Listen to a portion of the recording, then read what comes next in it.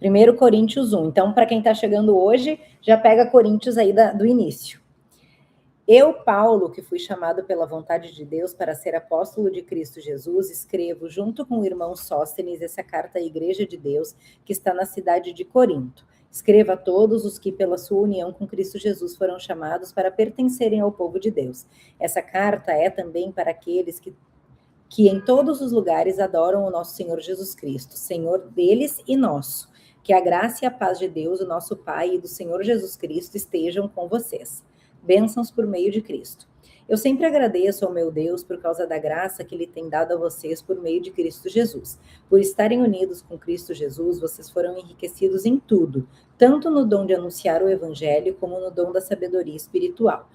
A mensagem a respeito de Cristo está tão firme em vocês que vocês não têm deixado de receber nenhum dom espiritual enquanto esperam a vinda do nosso Senhor Jesus Cristo. Cristo vai conservá-los firmes até o fim, para que no dia da volta do nosso Senhor Jesus Cristo, vocês não tenham culpa de nada. Deus é fiel e chamou vocês para que vivam em união com o seu Filho Jesus Cristo, nosso Senhor.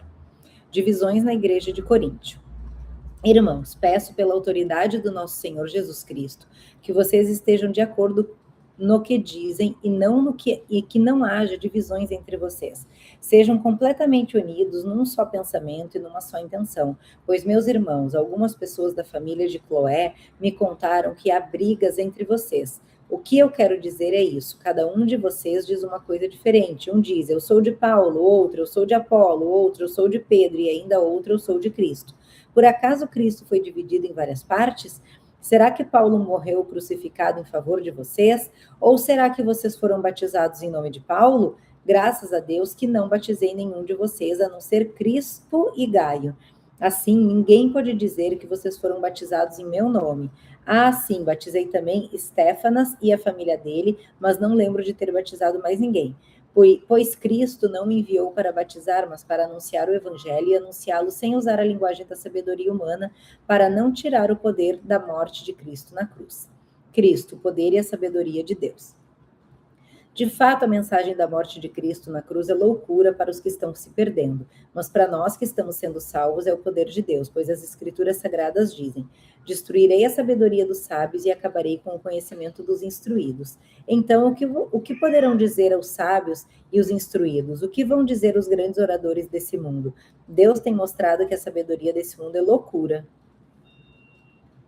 A sabedoria desse mundo é loucura.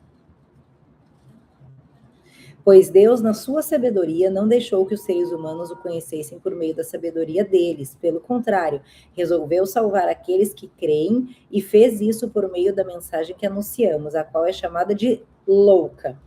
Os judeus pedem milagres como prova, os não-judeus procuram a sabedoria, mas nós anunciamos o Cristo crucificado, uma mensagem que para os judeus é ofensa e para os não-judeus é loucura, mas para aqueles que Deus tem chamado, tanto judeus como não-judeus, Cristo é o poder de Deus e a sabedoria de Deus. Pois aquilo que parece ser a loucura de Deus é mais sábio do que a sabedoria humana, e aquilo que parece ser a fraqueza de Deus é mais forte do que a força humana.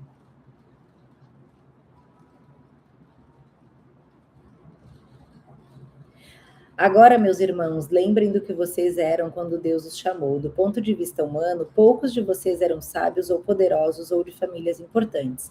Para envergonhar os sábios, Deus escolheu aquilo que o mundo acha que é loucura. E para envergonhar os poderosos, ele escolheu o que o mundo acha fraco. Para destruir o que o mundo pensa que é importante, Deus escolheu aquilo que o mundo despreza, acha humilde e diz que não tem valor. Isso quer dizer que ninguém pode ficar orgulhoso, pois sabe que está sendo visto por Deus. Pois Deus uniu vocês com Cristo Jesus e fez com que Cristo seja a nossa sabedoria, e é por meio de Cristo que somos aceitos por Deus, nos tornamos o povo de Deus e somos salvos. Portanto, como as Escrituras Sagradas dizem, quem quiser se orgulhar, que se orgulhe daquilo que o Senhor faz.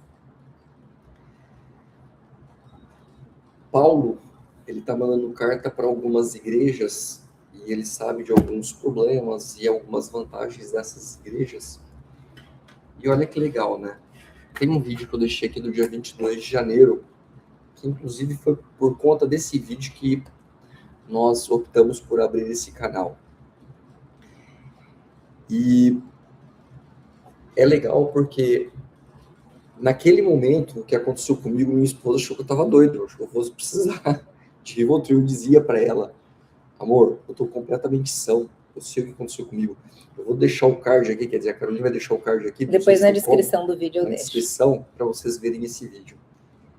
E é legal que em Atos 26, isso aconteceu exatamente com Paulo, não estou me comparando com Paulo, e no começo desse capítulo é muito legal que Paulo diz o seguinte: não sigam a mim, sigam a Cristo.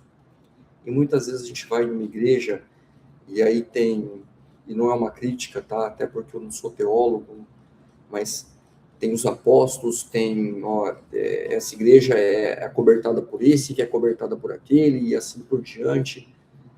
Mas, na verdade, vocês têm que olhar os pastores de vocês, ou aqueles que levam o evangelho, como homens falhos. A mensagem é para eles também. A mensagem é para mim também. A mensagem é para minha esposa também. Então, vocês não têm que olhar para essas pessoas como se elas fossem alguém diferente, mais merecedor ou menos merecedor. Elas só apontam para uma coisa. Nós só apontamos para uma coisa. Nós apontamos para Cristo. É só isso que a gente aponta. A gente não aponta para mais nada. Então não sigam a gente, não sigam pastores. Tenham nessas pessoas uma fonte de inspiração. Inspiração é Cristo, de aprendizado. Tenha nessas pessoas isso. Porque essas pessoas, elas vão falhar. E recentemente a gente viu a notícia de um cara que pregava 10 anos e era infiel, né? E aí a pessoa fala o seguinte: ah, mas 10 anos ouvindo a palavra desse cara não valeu nada? Não, não é isso. Porque a palavra desse cara, se te tocou, o que tocou não foi a palavra dele. O que tocou foi o Espírito através da palavra dele. Então Deus usa infiéis. Eu espero que Deus esteja nos usando, né, amor? É o propósito, né? Levar a palavra. Nós estamos fazendo isso por Cristo. Porque muitos vão achar que a gente é louco. Pô, a gente já ouvimos isso. Já ouvimos muito isso, inclusive de pessoas muito próximas. Então, assim, pô, a gente nessa vida aposentado, morando no exterior, para que fazer isso? Né? Por que a gente está fazendo isso? Porque a gente está cumprindo uma missão.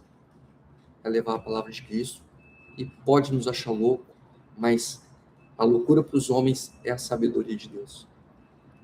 Uma mensagem, amor? Quer falar alguma coisa? Já falou tudo. Beijo no coração. Deus abençoe cada um de vocês. Nós amamos vocês em Cristo.